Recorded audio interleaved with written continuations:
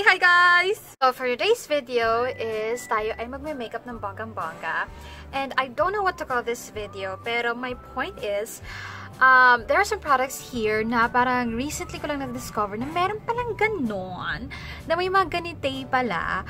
Well, ako kasi kapag bumibili ako ng makeup, alam mo yun, Lazada, Shopee, Lazada Mall, Shopee Mall, Zalora, ganyan. Pero meron palang mga items na parang hindi mo malalaman, hindi mo makikita kung hindi mo talaga sasadyain. So, I'm sure marami sa mga products na to, alam nyo na, nagamit nyo na, pero for me, ngayon ka palang matatry ng bonggang-bongga. So, let's start. First product I'm going to feature, guys, is... So, first product na ipapakita ko sa inyo is from iWhite Korea. And ito ang kanilang before makeup mask. Ayan, oh. Taran. So, turn your skin into smooth and beautiful canvas before application of makeup. Eliminates dry patches. Oh my god, I have some of those. And flaky makeup application. Allows makeup to hold onto skin better. Helps makeup last longer. Paraben free. Triclosan free. And talc free. So, very promising.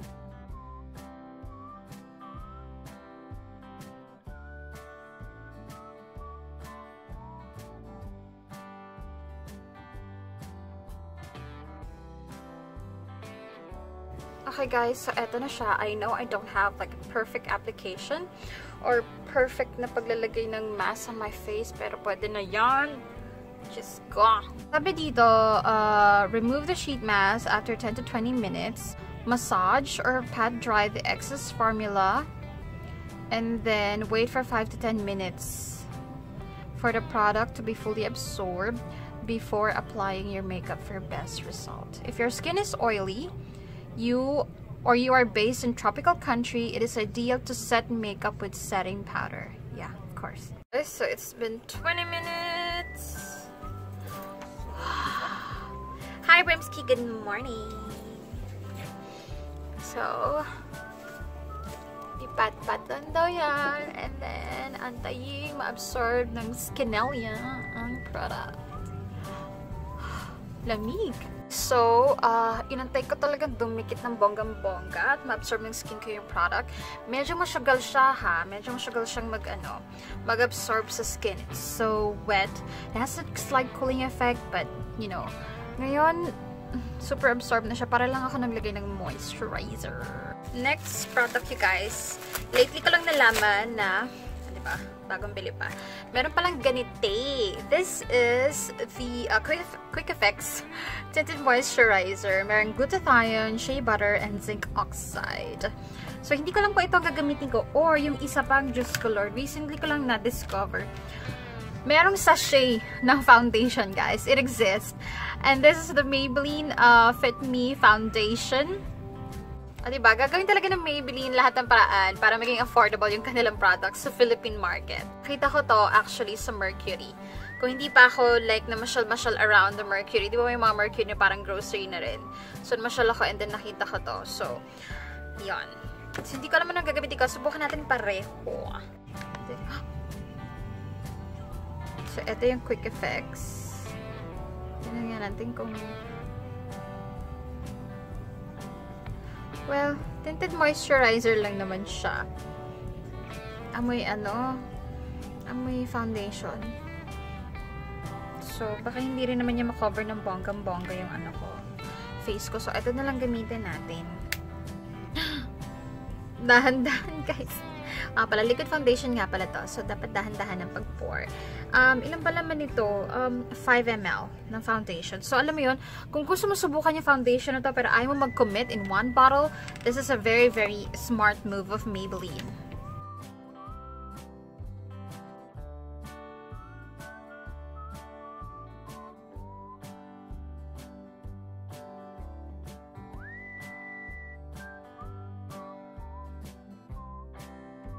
In fairness, parang okay naman yung naging lapat ng foundation. With the primer that I used. Diba? Next product, you guys, is recently ko lang na-discover na itong FS Cosmetics pala ay merong eyebrow tattoo pen.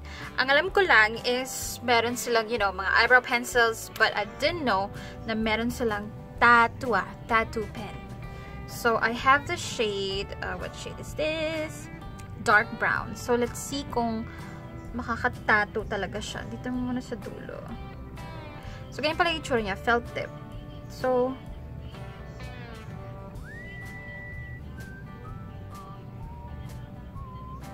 parang magdodrawing ka ng sarili mong hairs.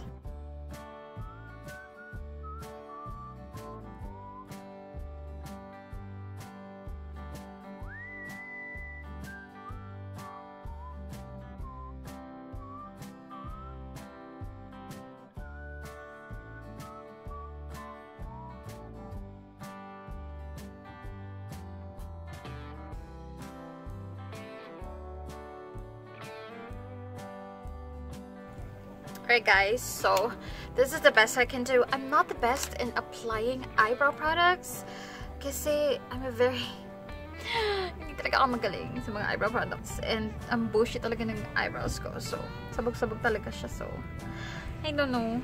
Okay na yan. Pwede na yan. And next product guys, gawin na natin yung eyes natin bago ko tapusin yung face ko. And dito talaga ako super duper excited because recently ko lang nalaman na ang Nichido pala naglabas ng sarili nilang eyeshadow palette. And hindi ko talaga ito narinig. Hindi ko nga nakita yung post. Hindi ko pa makikita kung hindi ko sila binisita sa Lazada. And this is a no paraben eyeshadow palette. And I'm talking about yung Nichido Sweet Escape eyeshadow palette. Hindi ko alam kailan to lumabas. I'm so sorry guys. Marami siguro sa inyo alam na to. Pero ako, ngayon ko pa lang or recently ko pa lang nalaman. And these are the shades. So we have cool tones here. Actually, parang siyang neutral palette. We have some warms. Oo. Pero parang ano, more on cool tone. And, I don't know what to do with my eyes. Okay, so bahala na si Batman. Importante, try natin kung maganda yung quality. Siguro itong gitna, I'll try to use ito. And then ito. Ito kasi ma-purpley eh. Ayoko na mag-purple eyeshadow today. Parang hindi nakaka-fresh ang purple eyeshadow.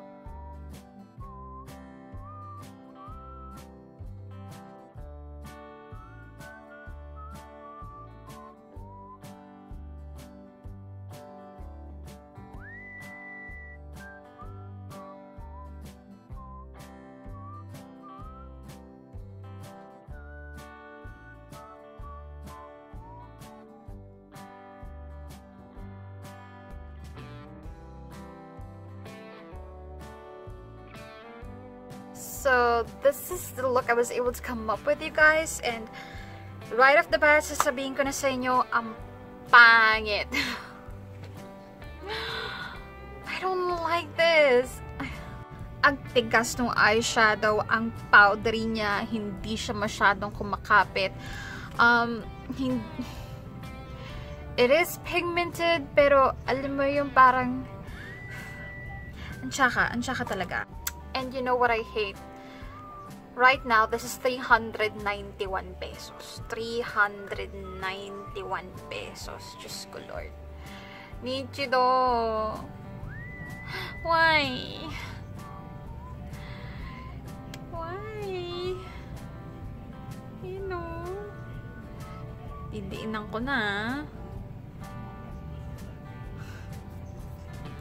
Anyway, next I'm going to do is, meron pala akong, yung Nichido, sorry, yung mga products natin ngayon, namasyal kasi ako sa Nichido. So, yung mga eye products natin is puro Nichido.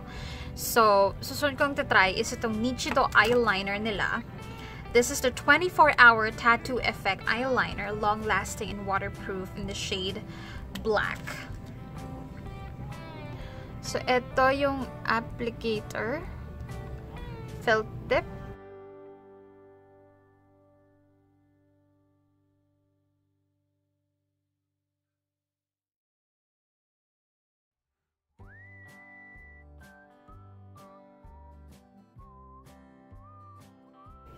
Alam, pag ni-swatch mo sa hands mo ng ganyan, parang ang flawless lang niya, ang dark lang niya. Pero pag ginamit mo na siya dito sa eyes mo, na, alam mo yun, ito kasi pag in-swipe mong ganun, ginagamitan mo kasi ng diin, diba? Eh dito hindi mo naman pwedeng gamitan ng sobrang diin. Hindi ganun ka lumalabas yung product dun sa felt tip. And ang liit nung ano, ayun o, ang liit nung felt tip applicator. So, eyeshadow is a no for me.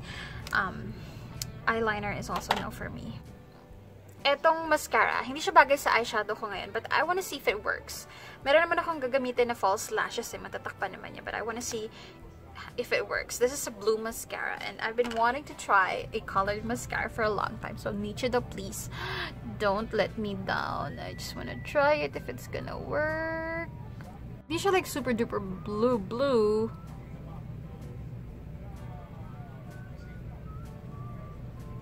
I don't know, you know, can you see that?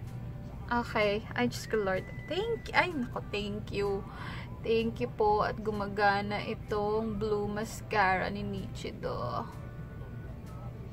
Anyway, for the eyes, eto matagal na sa akin to. Pero like, hindi ako makahanap ng shampoo para gamitin. Ito yung magnetic eyeliner and eyelashes. So, pag binuksan mo, ito itsura niya. Honestly, kinakabahan akong gamitin to because I don't know if it's, oh, diba? I don't know if it's gonna work. Este is meron siyang eyeliner na you're supposed to use. Since meron na tayong eyeliner and nagmascara pa ako, diba? Pinahirapan ko talaga yung sarili ko. Gagamitin ko pa rin to, pero like very, very near to my lashes.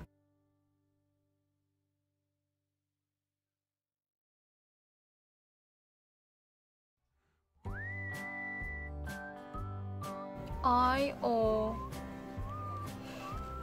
Nakakaloka. Pamaypay. Diyos ko, Lord. Hindi ko rin siya napupusuan, guys. Kasi hindi, alam mo yung, yes, kumakapit. Pero like, ang dali lang yan tanggalin. So, ayoko tong magnetic channel na to. So, next product na recently ko lang nalaman na meron pala. Hindi ko talaga nosong, guys. Yung bench, meron na silang mga sticks like contour stick, blush sticks, a highlight stick, and bronzing sticks. Pero ang kinuha ko lang, ay, nakakaloka. Tanggalin ko pa lang sa plastic. Ano na? Ska! Dami pong fails, ha? Daming fails ng video na to. Anyway, sana maganda itong product na to.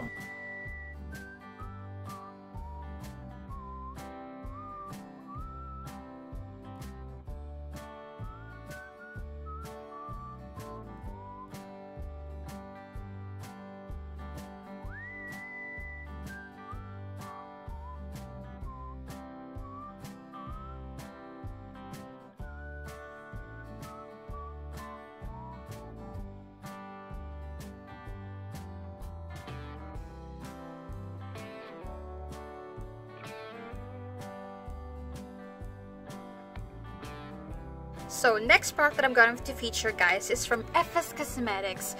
Recently ko lang na naman nalaman na meron pala silang lip and cheek tint. And it's very cute. Oh, cute, no? And akala ko parang all glass lang to. Pero eto pala is napapress mo. Oh. Jelly yan. Tapos pag binuksan mo, ayan o. Akala ko may wand. Wala pala. You have to press it like that. So I'm not sure if it's bongga as a blush. Just go Lord, ma-orange. Hindi yan bagay sa look ko.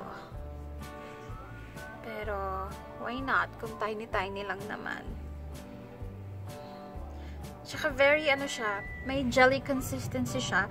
What I remember is yung Fashion21 na, ang tawag dito, yung gel tint ng Fashion21. Yung naaalala ko dito.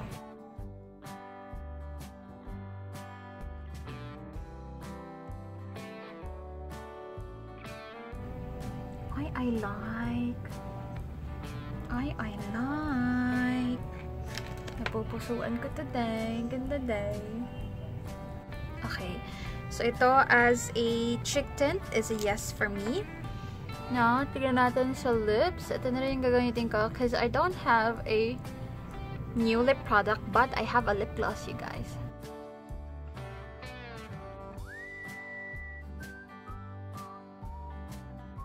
Meron din siyang konting pink. Hindi ko siya masyadong bet on the lips kasi I don't like the taste. Parang has some pentel pen. Anyway, so eto siya. On the lips, hindi siya gano'n super pigmented on the lips, no? Parang slight lang. Pang fresh lang. Pero, ang highlight ng lips ko is, this one's from Fashion21. Merong lip gloss ang Fashion21 and they called it Lip Shine. Ngayon ko lang din nalaman. This shade is Cherry and this one is also in Cherry. What's in Cherry?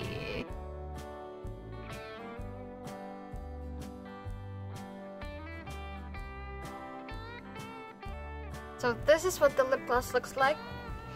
I like it. Hindi siya like super duper lagkit. Ma-oily yung feel, pero hindi siya yung parang magdidikit yung labi mo. So, this is a yes for me. And, mabango siya. Pero hindi siya yung parang magic lip gloss na, alam mo yun, pag in-apply mo, magiging pink yung lips mo. No, it's not like that.